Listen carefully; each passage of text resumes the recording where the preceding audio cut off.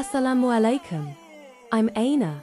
Right now I have a shoot at 2 p.m, but I'm doing this quick daily makeup first. I like keeping it soft, glowy, very me.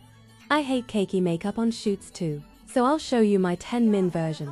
First, skin. If skin is dry, makeup looks bad.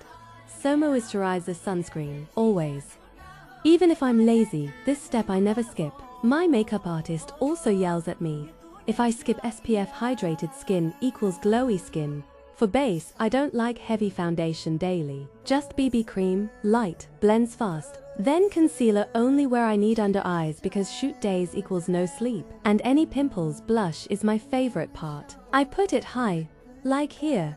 It lifts your face. My makeup artist taught me this trick for Terry Bin days. Liquid blush looks more natural on camera. Brows, I just brush them up.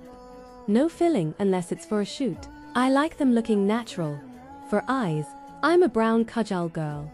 Black is too harsh for my face daily. Just tight lines, smudge a little, mascara, and that's it.